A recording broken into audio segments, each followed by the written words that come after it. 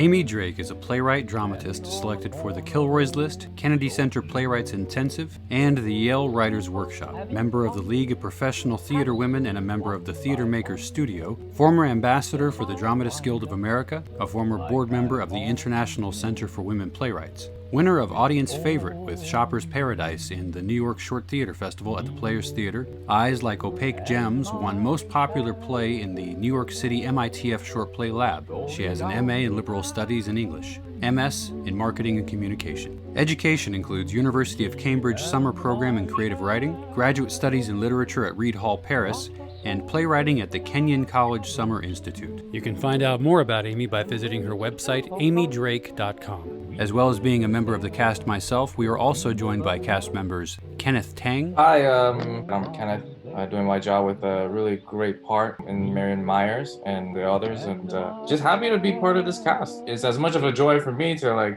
watch everyone else work. It's a great play, so I really am honored to be a part of it. Jane Ann Halter. I'm Jane Ann Halter. I am playing Mrs. Helen Snook, the strongest woman I believe I've ever played. She's a fighter. She really does not give up. And so it's been a joy to tap into that in myself, to bring that out a little bit more. And so I'm really excited for people to see this and to see her part of the story and just her strength throughout. Shannon Helene Barnes. I'm Shannon, he, her. I'm playing Theora, an actor as well as a dancer, choreographer. And getting to know Theora has been awesome. I love having the chance to play a character who's brave. And Marco Malgiolio. I'm Marco Malgiolio, and I'm playing the character of James Snook, the former Olympian and teacher at Ohio State University. Makes some unusual decisions along the way. Very, very interesting character, and probably one of the more deep characters that I've been able to portray for a long time. So it's a real honor to have been cast. A great challenge as an actor, so I'm really honored to be doing it. Welcome, Amy Drake. Thank you. Thanks for having me. I'm thrilled to be here. I'm so thrilled that you're here. I think we all are. So yeah, we met at the table read. Yes. But looking at your bio, mm-hmm. It's clear you've spent quite a lot of time in New England, the tri-state area, and mm-hmm. you're based in Ohio. That's so right. My question is just to kind of go way back. Mm-hmm. When did art enter your life, and was it always a focus on the written word, storytelling, or did it start somewhere else and then evolve into that? Well, I wrote my first play when I was 5 years old, and my kindergarten teacher loved it, and we performed it in my class. And then I really didn't have any encouragement to do anything creative when I was growing up, and I had a long, boring business career and in accounting, and then I transitioned into communications, which was far more interesting to me. And then I went back to school and got the 2 master's degrees. And I've been writing for the theater since 2012. I just had the inspiration one night in New York to write a play, and it just came out of me. 3 weeks later, it was accepted by a festival. And I was off and running. So that's how I got back into it. I haven't looked back. How does a 5-year-old end up writing? Well, it was very rudimentary, more like a cartoon with a little dialogue. So my teacher could kind of understand where I was going with it. And it was just about 2 characters in my neighborhood having a conversation. And I don't even remember what that was, but I think my teacher found it very funny. I hope that there's a relative somewhere that has a copy of that.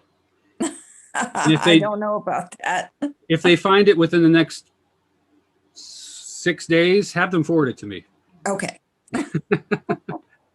So is that pretty much it? Like from 5 years old on, you were just kind of fixated on this art form?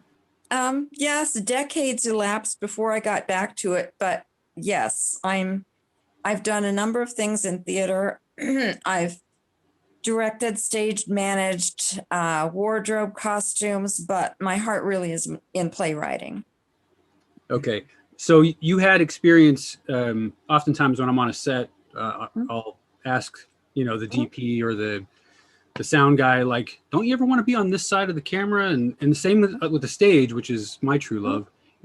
Stage managers make the magic happen, but I can't imagine, we actors, like, we can't imagine not having all the spotlight on us, all the, the attention on us. Did you tried everything and you just felt a gravitational pull to writing? Yes, actually, I have done some acting. I've done some stage acting, summer theater, and I have an agent I work with. I've done TV commercials, and I was on a couple of episodes of a local series that won an Emmy Award, a regional Emmy.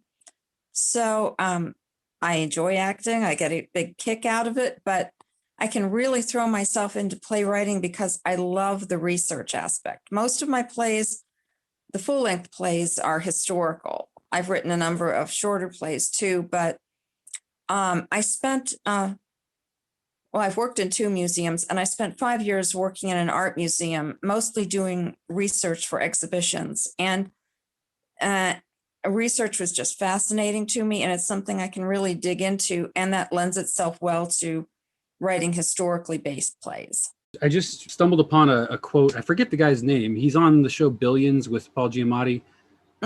Anybody know who I'm talking about? I don't watch that show, but Regina just chimed in. It's Damian Lewis on Billions. He was talking about how one of the reasons he loves acting is because it's a lifelong course for autodidacts like myself.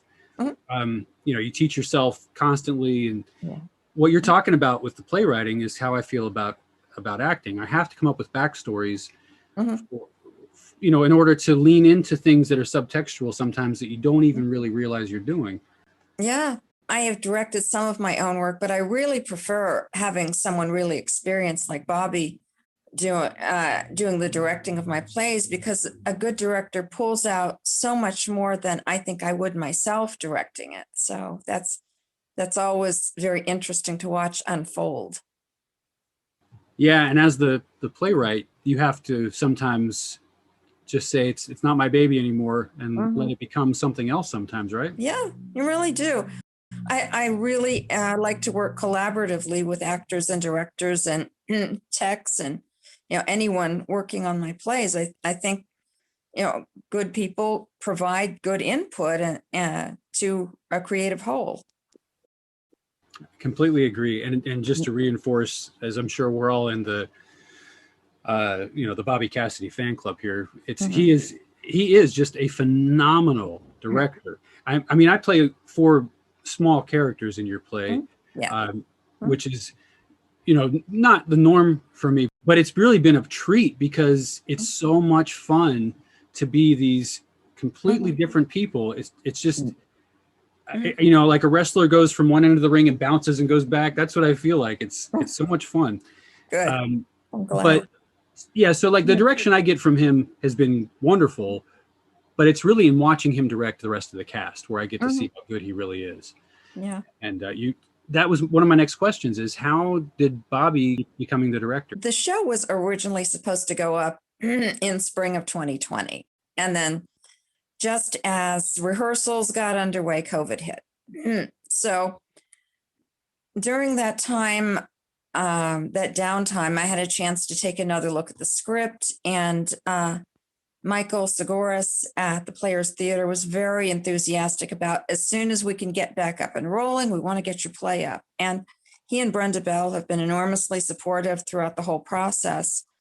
But when I came back to it, I decided to consider other directors and a fresh perspective. And when I initially had the conversation with Bobby about the play, I felt like he really got it and that he could do really great things with it. And I was just so thrilled to have him on board. So I met him through Michael. Okay. And also with a play like this, there's kind of a, I want to say unwritten, but it actually might be written somewhere, I don't know, where you want to keep the number of people in your cast to like 11 or under, maybe 9. That's out the window with this one. Yeah, it is. That was my choice. Okay. I And decided I needed all of those characters to tell this story properly. as a member of the cast, I would agree. But I'm not a playwright, which is another thing I wanted to bring up. So I started as a producer, and then I went into directing, and finally found acting was what I was always supposed to do. So I'm living my dream, honestly. Wonderful. Thank you. But there's two areas where I don't know that I will ever venture into in the performer's, realm, and that's stand-up comedy. Because all my stand-up friends tell me you have to fail miserably for 3 years before you really get it. No thanks. I'm in a good place with acting. I'll just do that. And the other one is playwriting, because I simply don't have 9, 10, 11 people in my head. And I know that you really have an affinity for things that have actually happened. I do, yeah. But what about that part of playwriting? Do you have these people in your head, or are they just facets of you? Or do you do what other playwrights have told me, which is you just get words out on paper and you let the actors figure out the rest? For me, story is primary. So I kind of do things backwards from a lot of playwrights, from what I understand. I put the story on the page that I want to tell in as many voices as I need to tell it. And then I hold it up to an 8-sequence structure that I learned in playwriting to make sure I'm hitting all of the big points, the inciting incident and the subplot information and all that. And then I will do an outline afterward, because a lot of people expect an outline, but it's just not something that comes to me first.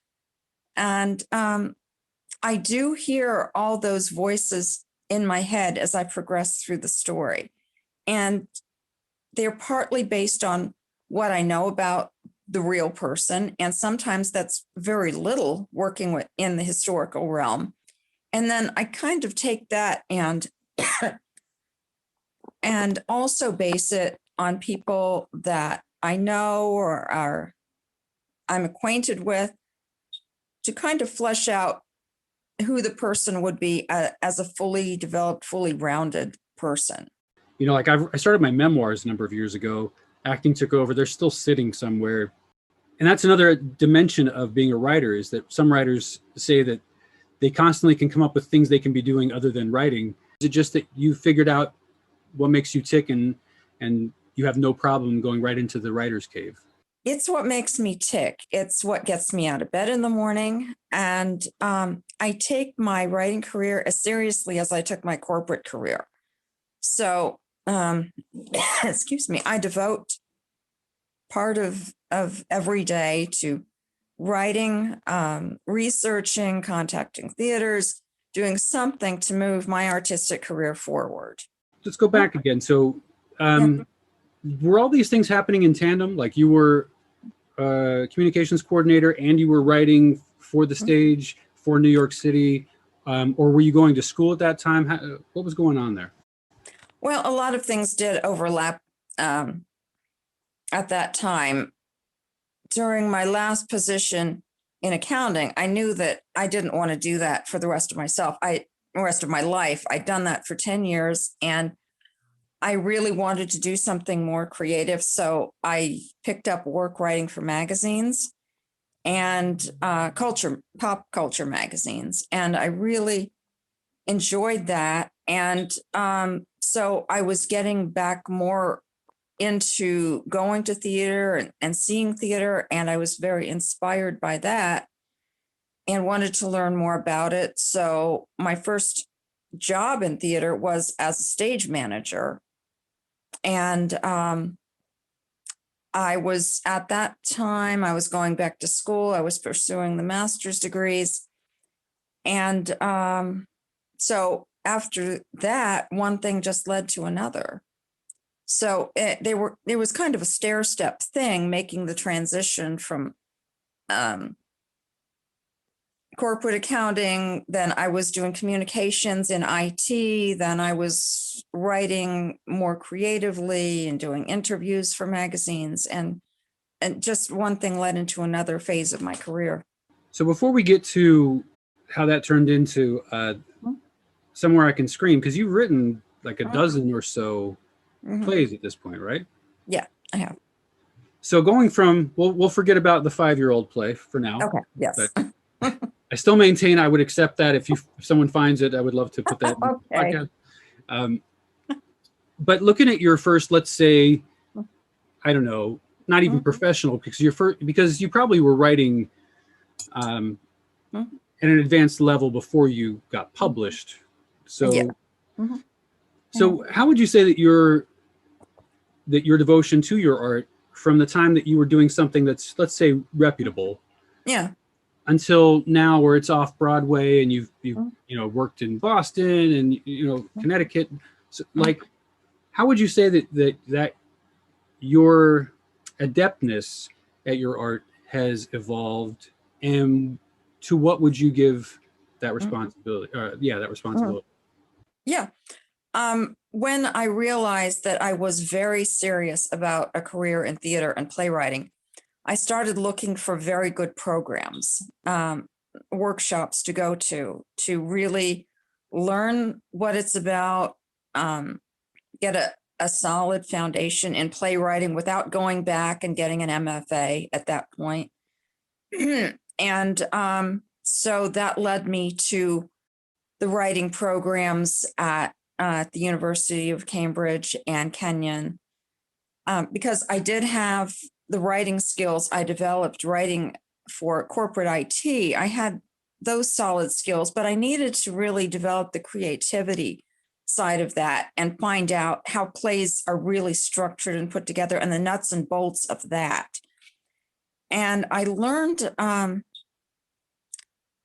lot of very good basic skills on playwriting that I could build from in those programs. And I met my mentor, Clifford Lee Johnson III, when he was one of the guest faculty members at Kenyon.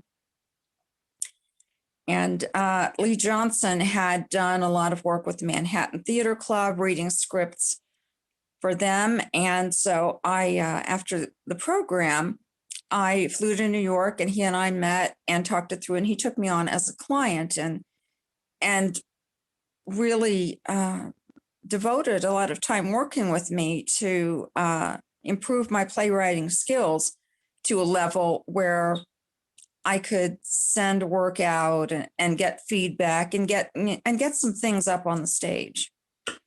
So that's how it really took off. Okay.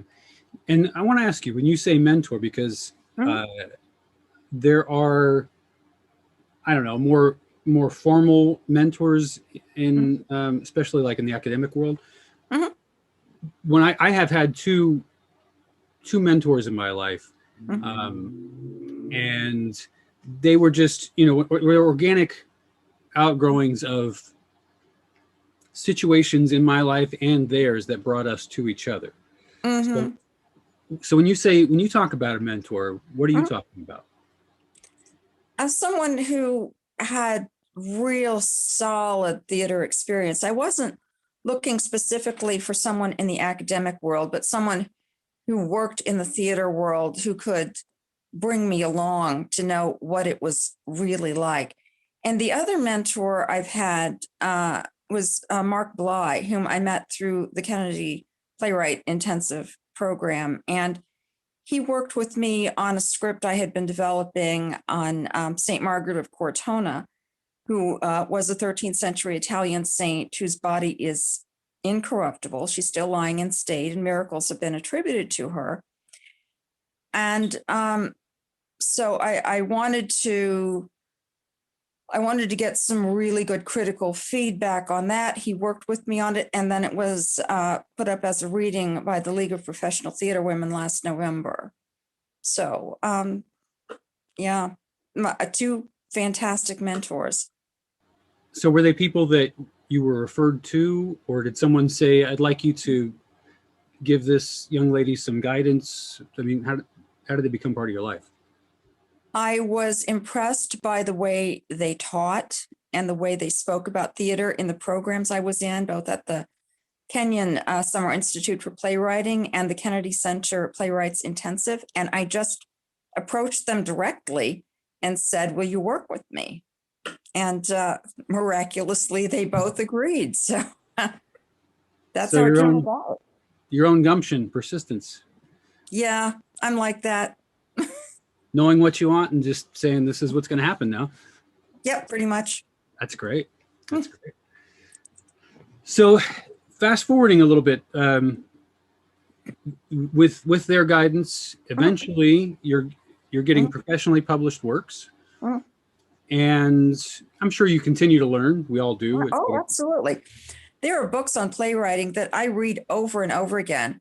I'm currently reading again forward and backward on the structure of plays and how action leads to more action, leads to more action, and how to keep a play moving.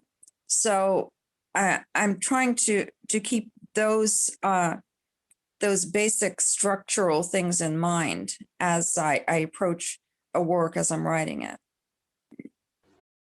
So with regard to how that's how Somewhere I Can Scream is affected by that, because these were actual people. Yeah.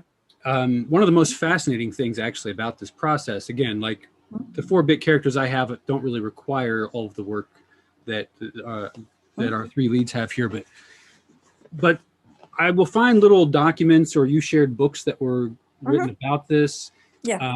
I even saw, I think it was on it was either your Playwrights Facebook page or the Somewhere I Can Scream Facebook page. It was a little, almost like a meme. It was like a picture of what I think was actually Dr. Snook's face. Yeah. With the Snook hook.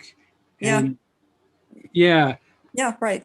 So, I mean, did you stumble upon one of those books or a news clipping? How did that process initially begin where you became aware of this? And at what point did you say, oh my God, I have to tell this story? Well, I grew up in Columbus, and where the story takes place. I'd heard about this case from the time I was growing up, that there was this this Olympian who killed a girl, and there were all kinds of strange stories about their relationship and his tenure at Ohio State University as a professor of veterinary science. And I picked up one of the books and read it and thought, this is really interesting. And then I read the other book, which led me to reading newspaper articles. And so when I decided maybe this would be a good topic for a play, because there were so many twists and turns to the case, and the characters were so complex, I talked to Judge Teresa Liston, who was retiring at the time, but she was had compiled a large body of evidence about the case. And she graciously sat and talked with me for about 3 hours about the intricacies of it. And I knew that there would be local interest in it. So I went ahead and wrote the play. I took the play to the Kenyon College Institute for feedback and critique on that, and to hear it out, some of it out loud, which was enormously helpful. And then I did a local production of it, which was successful. We did it for a long weekend run, and we're nearly sold out. So I knew there was still a great deal of interest here in the case, here in Central Ohio. And there were people who came to the show whose grandparents knew somebody who was one of the characters in the play, and would say, did you know this? Did you know that about the case? And I thought, well, yeah, okay, there's a broader interest, human interest in it, than just a local murder case. So I spent some time just redeveloping the script and rewriting. And it was my intention to bring it to New York when I felt it was ready. So that's how it got there. Okay. Yeah. And I'm sure you probably put, well, I can't assume anything. I don't know you that well, but maybe there was quite a bit of pressure you put on yourself to make sure that it was refined before it hit a New York audience. I really did. Yeah. Yes, but I wanted to, for the sake of dramatic purpose, I had to combine some of the characters and the time frames just to pull it together and keep the pace going. And, for example, the interrogation actually lasted somewhere between 19 and 22 hours. And Snook's legal team had a third man on it. His name was Ricketts, but he had suffered a stroke and he wasn't terribly involved with the case or the trial. So I just had to make those decisions about what to put in and what to leave out. Yeah. So I did take some dramatic license, but I remained very faithful to the events of the story. As an aside, are you a fan of Arthur Miller or no? Yeah. Okay, he's my favorite playwright. Just Yeah. because, Mhm. just because everything's on the page, and as an actor, how could you Mhm. possibly ask for more? Yeah, I you know, agree. And the reason it makes me think of him is because in The Crucible, he Mhm. created characters that never existed, Mhm. and then he merged other characters together. Mhm. And some characters, like my favorite role I've ever played was Reverend Hale. Just Yeah, because yeah. Mhm. he goes through every single human emotion possible Mhm. in that span of time, and as an actor, that is heaven. Yeah. So, but that was one of the things I found out when doing my research was that Reverend John Hale was, of all the characters, was the one that was actually most historically accurate, and so much so that he wrote a whole book. John Hale wrote a book about. Basically, it was kind of like a subconscious thing of him trying to justify all the people he put to death. Yeah. It was craziness. But so when I Wow. think about playwriting and your artistic license, what you need to do to write a compelling story, creating characters that weren't there, removing some, blending some together. Yeah, do you enjoy that entire process, or is that more of a tedious part of it? That's more the fine tuning of it. The reporter character, Daniel Leitner, is fictitious. He's a merging together of a number of reporters who were on the case, because the case, once the word got out, really captured the attention of the nation for a short while. The New York Times and various papers across the country, and reporters were sent in from everywhere to cover it. The courthouse was mobbed every day of the trial. There were people standing on the line before 5 a.m. just to come in and try to get a glimpse of what was going on. And it was 90 years ago this month that the trial happened, and it was a very hot summer like this one is. Of course, there was no air conditioning. The fans were going at full speed. The court brought in a second water cooler because people were passing out from the heat. So,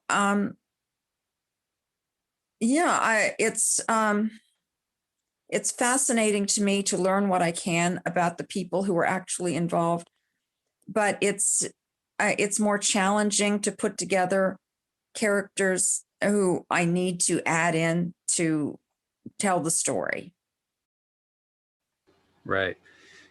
Two more questions, and then I think we'll move on to some other perspectives here, maybe some other questions as well. So question number one is, how many different other works are currently on your creative writing table? And then question number two is, do you have a particular affinity for any one character in Somewhere I Could Scream, or perhaps you have multiple? Yes, I think the most complex character, well, I'm going to answer number two first, is Helen Snook, the wife, because she really had her own agenda. I think she was very conscious, excuse me, of her self-image. She wore tailored suits. She wanted to project the image to the community of the perfect wife, perfect mother, perfect church-going member of her community. But I think she really wanted the state to go after him. She was angry. She wanted a divorce. She wanted to have nothing to do with him. She wanted to get him out of her life. In fact, I don't think she even wanted to marry him in the first place because her parents very strongly encouraged her to marry him because she was approaching the age of 30. Back in the 1920s, she would have been considered a spinster.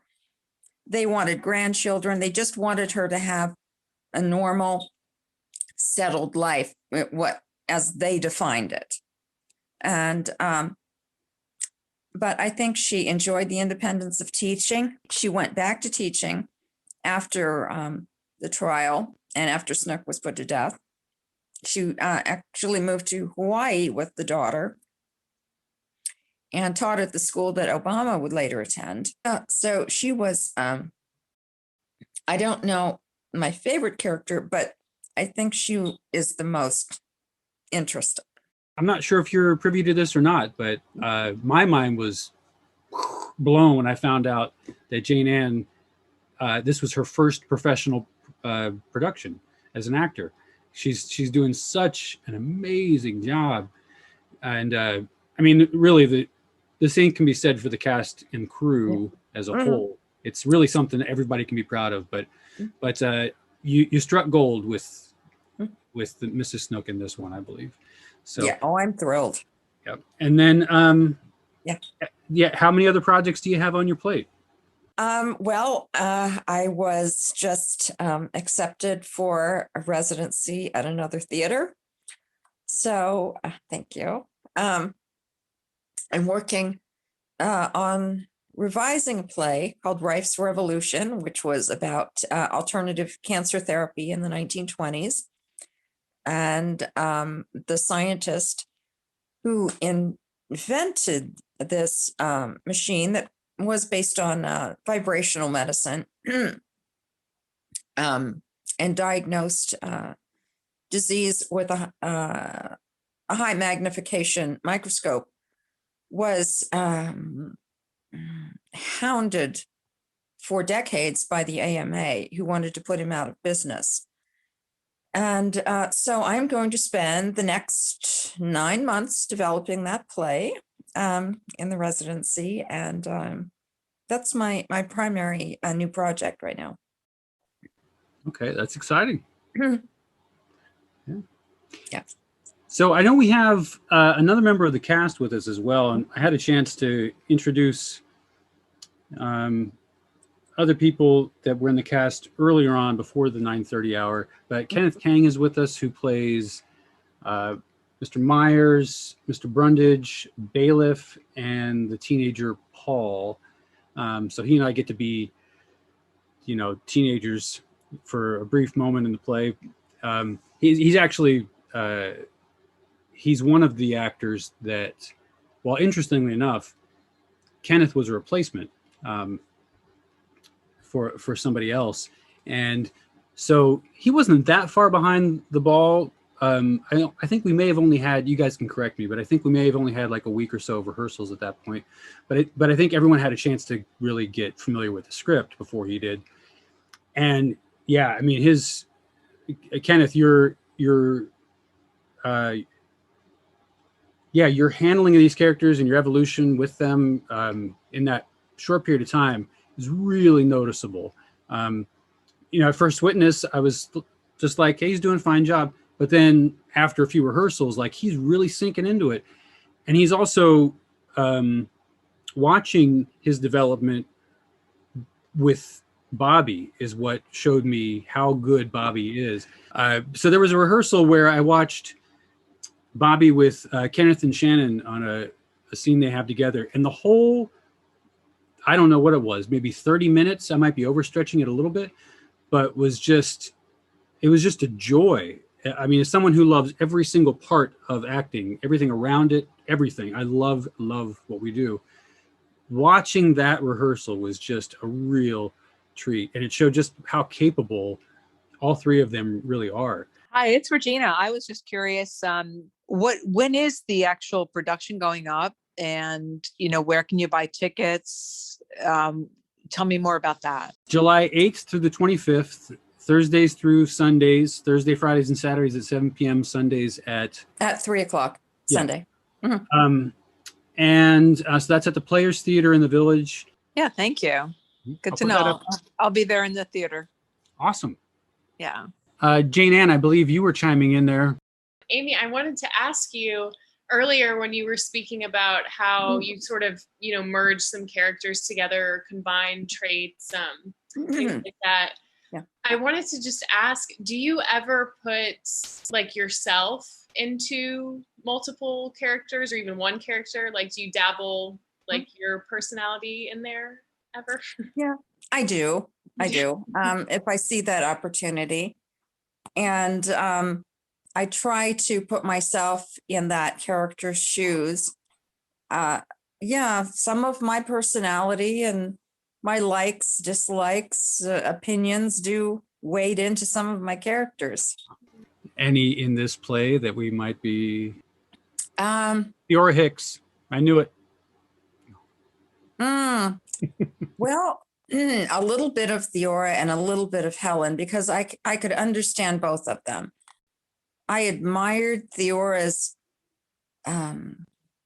strength of character and forging her own way in life, going to medical school in the 1920s. She was probably the only woman in her class. And Helen was strong in another way. And I could understand her wanting to maintain her position in society. So, a little bit of both. Yeah, absolutely. One of the things that I was jesting because of, how overtly sexual she is, but it's very striking just how independent she was for the time period, which was not normal. And so it kind of says like people are going to do what they're going to do and think what they're going to think. It's a different thing to say that in 1930 than it is now. Did feel some peer pressure because initially going into the relationship, I don't think she had any intention of wanting to get married. But as she got older, moved into her mid-20s, her roommates, her classmates started teasing her about, when are you going to get married and have a family that's going to pass you by? You're going to be an old maid. And so the pressure that she felt did start creeping into their relationship. Shannon, this experience of playing such an independent, outspoken, sexual, free spirit in an area where that was not normal, how's that been to take on?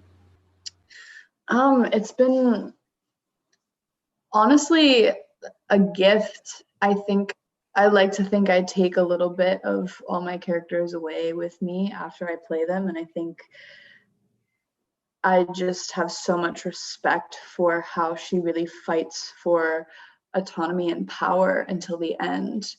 That transition that you were both mentioning from where she, her priorities do shift so much over the course of her relationship with Snook. And I look at that and I think about, seeking power over her life and control by going to business school, going to medical school, and then realizing like you get into these rooms with a bunch of men, it doesn't matter how educated or how smart you are, like you're still not going to have that power, and like learning to find that power that she gets from being in a relationship with Snook, and then the influence of love and societal pressure and all of that playing into the choices she makes. Like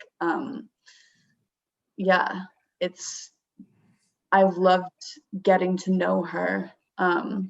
It's really been a privilege. And before we get to Marco, Shimon, did you have a question or a thought? Yes, I actually had a question, Amy.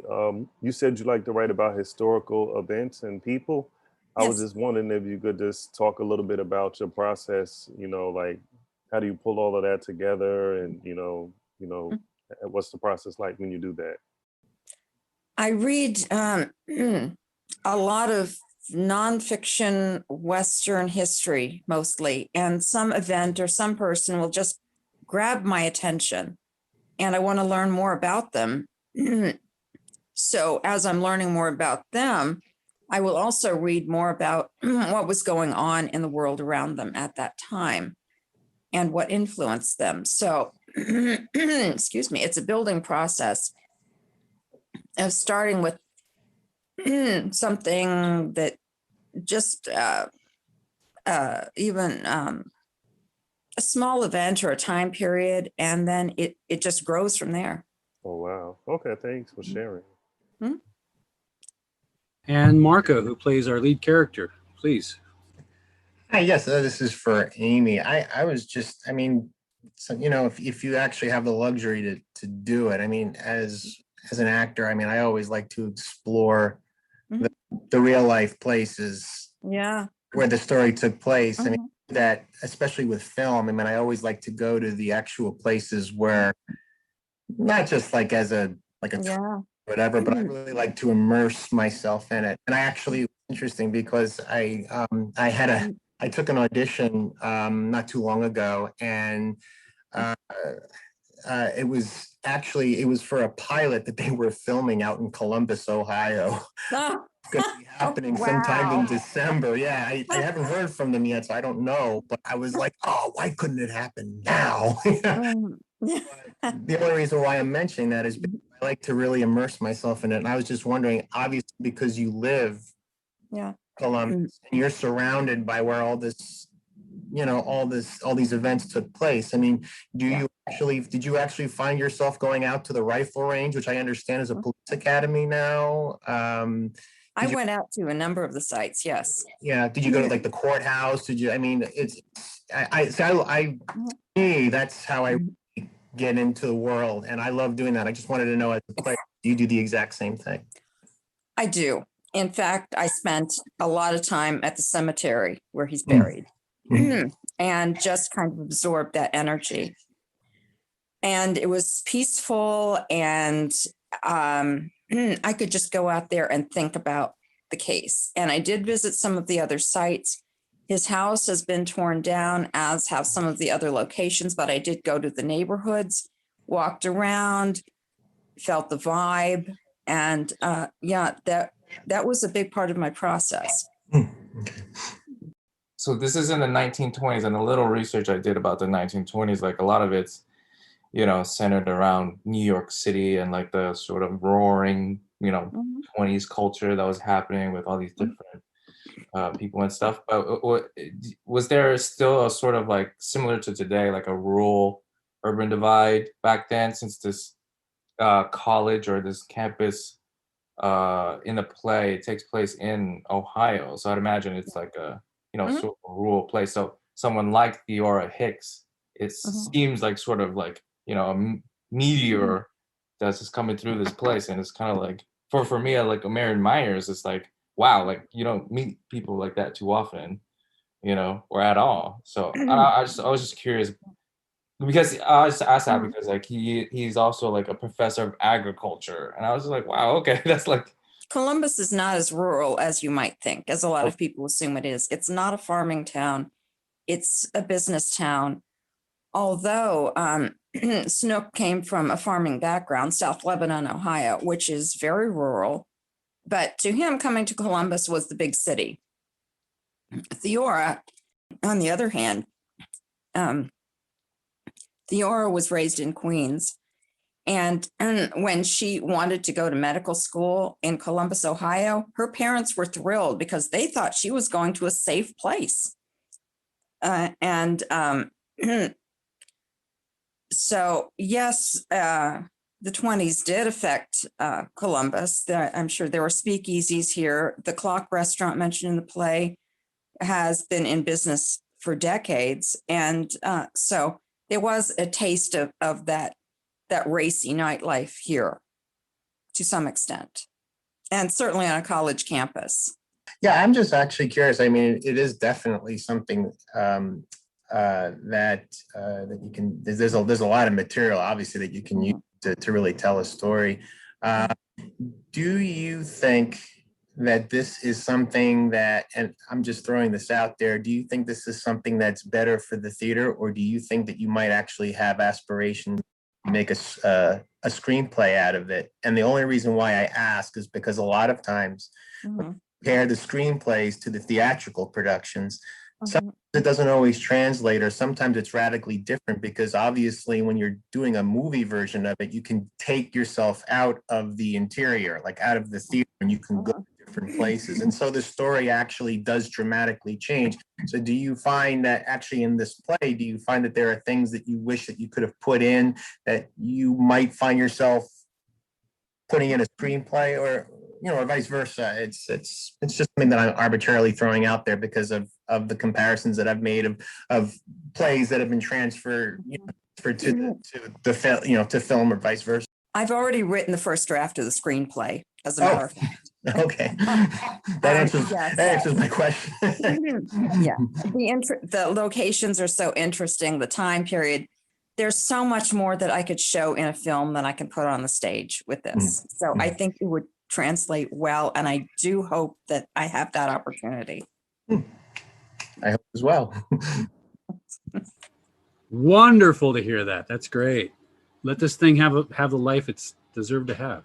The relationships, because there's between Theora and James Snook, Dr. Snook, and Marion. A lot of that just come like unconscious, the dialogue that comes out, because they really ring true in so many ways, like the push and pull between these people in their respective relationships. Yes, it was the dialogue came from life experiences and people I've known in various types of relationships. So I wanted to put myself in their shoes and write dialogue that I think would have been highly plausible given those situations. As there was a lot of push and pull and power struggle going on between the three of them. I just want to thank everyone for their involvement in this project. I'm so thrilled to see it going up on the stage and having all of you involved. And it's just been a wonderful experience for me. And I just want to thank you so much for all the love and support.